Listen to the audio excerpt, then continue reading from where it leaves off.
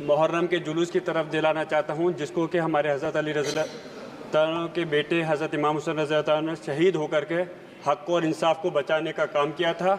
लेकिन अफसोस की बात है, इस बार उत्तर प्रदेश के अंदर हमारे संभल मुरादाबाद में भी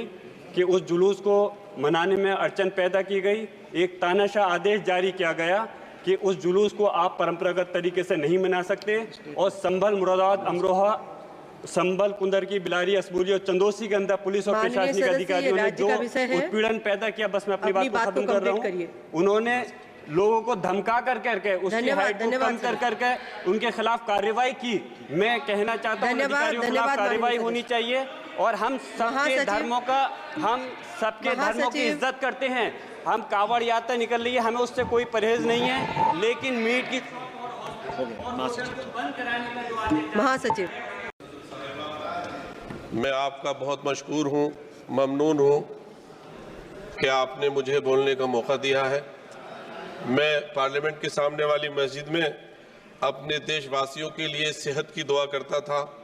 अब मुझे ये अवसर रामपुर की आवाम ने दिया है, जहाँ से मैं चुनकर आया हूँ, कि उनके लिए सबसे पहले मैं उन सब के लिए ये आपके माध्यम से, आपके मारिफत से ये दरख्वास्त करता हूँ कि रामपुर एक बड़ा गरीब ज़िला है, वहाँ बहुत बेरोज़गारी है। इलाज के लिए लोगों को दर बदर जाना पड़ता है, मुख्तलिफ़ रियासतों में जाना पड़ता है, और जो डिस्ट्रिक्ट अस्पताल है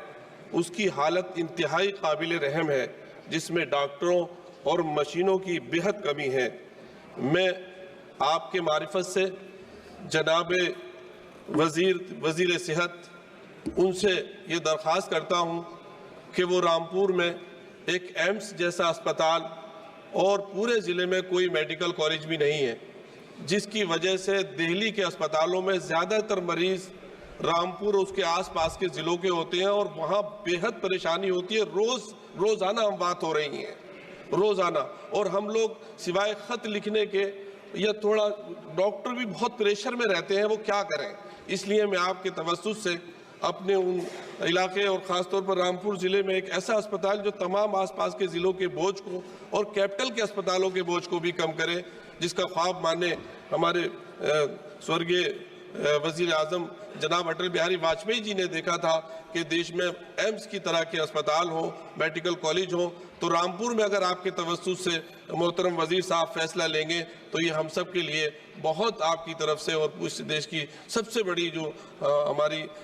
कानून साज असम्बली है, इसकी पार्लिमानी असम्बली है, इसकी तरफ से ये बहुत बड़ा हम लोगों के लिए और रामपुर की आवाम के लिए एक बहुत बड़ा तोहफा होगा। और चूँकि मैं पहली बार आ रहा हूँ, मुझे इतनी खुशी हो रही है कि मैं बराबर की मस्जिद में अपने देश के तमाम मरीजों के लिए दुआ करता था, और ये मेरी पहली मांग है। अगर इसको जनाब वज़ीर तवज्जो देंगे तो ये मेरी ज़िंदगी के लिए बहुत बड़ा, और मेरे ज़िले के लिए, मेरे लिए बहुत बड़ा तोहफा होगा। Thank you.